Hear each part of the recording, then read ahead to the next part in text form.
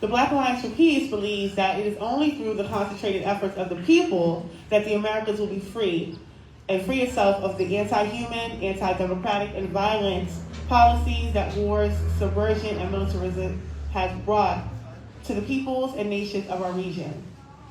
The State Department's recent decision to exclude Venezuela, Nicaragua, and Cuba from participation in the Ninth Summit of the Americas is absurdly hypocritical. For the U.S., democracy and human rights are no more than ideological props.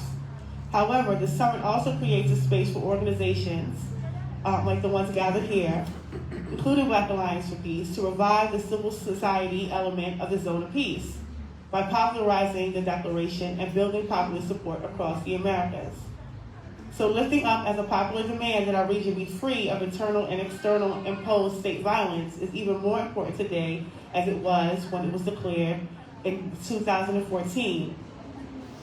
And these are not only the Americas, these are not only countries in the Caribbean and in this hemisphere, but they also invite the United Kingdom, they also invite France, they also invite the Netherlands into that. And so we need to understand that when we're talking about the Americas, we obviously want to take hope from our comrades in Cuba, from our comrades in Nicaragua and Venezuela, but also we need to understand that this is a region-wide struggle, right? We need to be united and we need to be in solidarity, not only with the individual republics, the individual organizations and the people and the movements of countries, but also united as a region and understand that this is Nuestra América. This is not the United States hemisphere. This is not the laboratory of empire. And we as a people need to continue to build coalition, to build organization, and to build movements so that we can resist against the constant death march of imperialism that the United States is bringing towards us. I'm sure we'll get into a lot more things, but I also want to say I started with hasta la victoria siempre. I also saw something the other day that I like,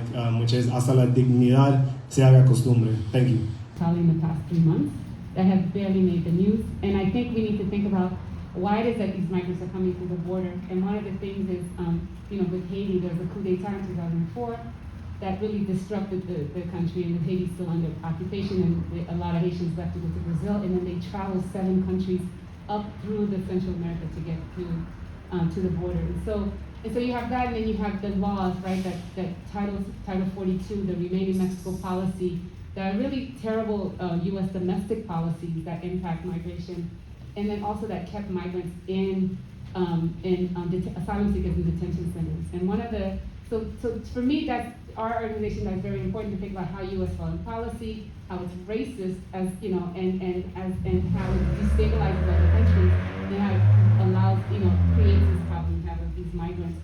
I wanted to just a quick example of solidarity around migrants. When we used to do work before Remain in Mexico, the migrants would be taken to Adelanto prison, asylum seekers. And one of the key things that brought me into the work was finding when the Salvadoran and Haitian migrants in Adelanto decided to go on a hunger strike to fight together against their imprisonment. I thought was so great because it brought the community together. And I think that's how we have to think about migration. We have to think about how foreign policy impacts all of us, and how we need to really think about the links between the prison industrial complex to the migration. Because the other part is Jamaican migrants are actually the most deported. Black migrants are the most deported because part of the reason is because the police stop Black people in certain places and then send them to call the border patrol and so on. So one more thing is that Biden has deported almost 1 million people since he's gotten into power. Deported 30,000 Haitians since September when we saw all the terrible images. Every day there's a deportation flight leaving this country. And we have to really talk about this. In 1959, NATO put out a document, which was just released. It was a secret document among all the white countries trying to figure out, and it was called, How Do We Destroy Afro-Asian Solidarity? And this is right at the end of the ending of colonialism in Africa and Asia. They laid out, it was a 20-something page white paper. All these European nations come together. This is what we want to do. We want to show that Africans and Asians have nothing in common. And they had conferences. They said we'll bring academics, fund organizations.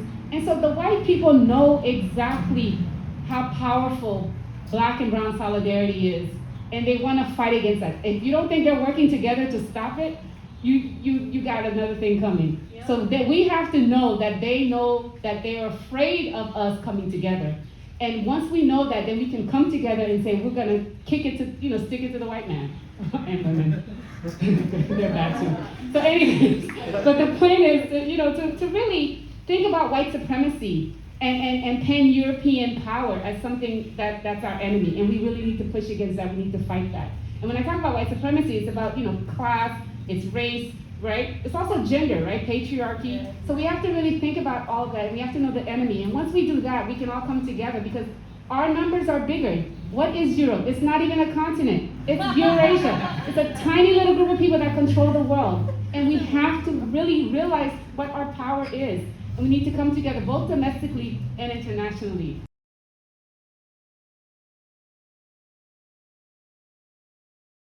The organizing that has to be taking place is definitely has to be looked at an international level, because we're not in this thing alone. We talk about comrades, you see what I'm saying? We also talking about the comrades in the global south, because let's be known, a lot of people in this empire don't really understand. We talk about colonized black people. It is South America that is home to the largest, you see what I'm saying, African people in the world, right? So it's like we really have to pay attention there. We talk about the Biden administration and the foreign policy that's used. We see very well what was done to the Haitians at the border, right?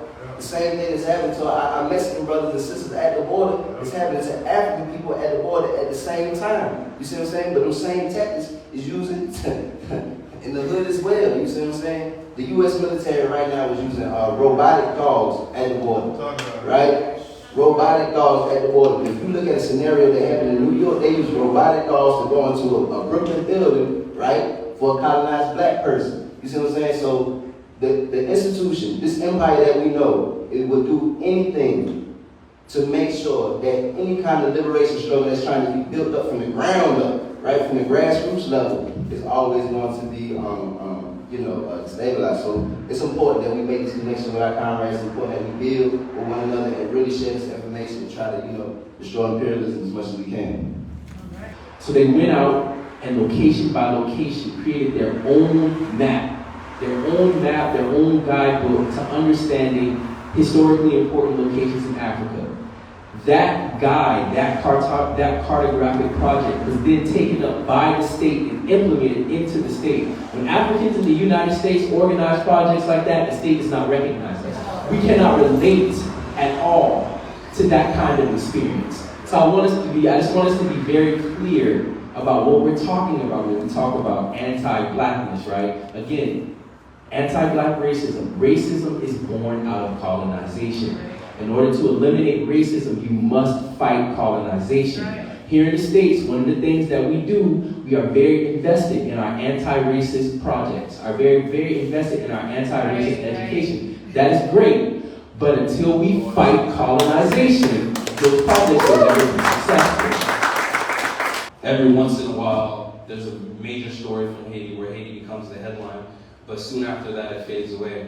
But still to this day, Haitians are suffering due to the policies not of the Bush administration, not of the Obama administration alone, but also the Biden administration. They're carrying out policies that are punishing the Haitian people for a situation that they've created in Haiti, where they robbed us of our sovereignty and put us in a position where many Haitian people feel like they don't have allies on the outside.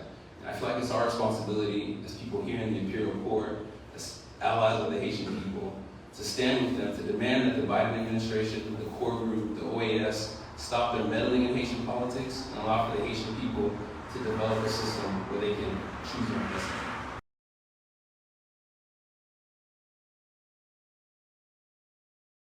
Hey, ho, ho! U.S. imperialists got to go!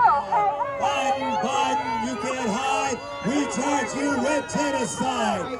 We unite that Joe Biden and the American government have no right to plan any kind of international summit, because America is the greatest threat to world peace all over, right? Black Alliance for Peace condemns this imperialist summit, reminding the people of the aggressive, illegal, and oppressive policies of the U.S. toward the region.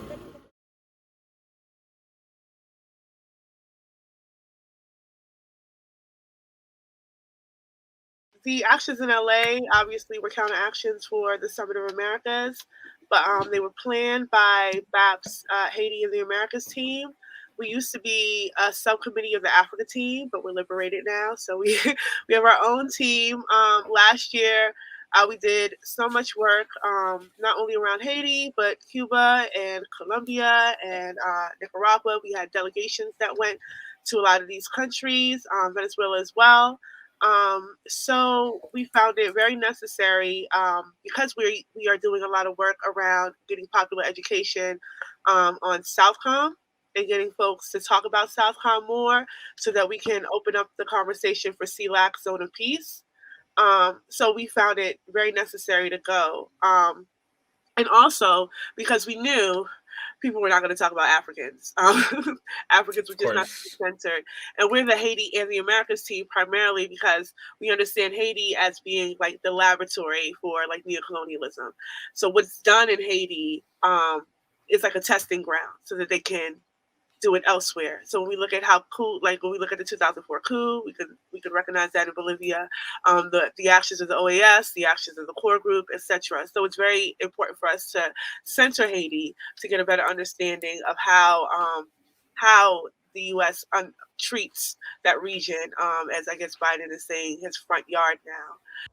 I'm glad you played that though, because it is a stark contrast to what I would say I observed in LA over the weekend with the actions leading up to the People Summit, because unfortunately I wasn't able to be there for the main events that took place later on in the week, but I was there for what I consider like the pre-show events that BAP took place in, took part in, and man, it was really beautiful, I would say, to see a commitment to anti-imperialism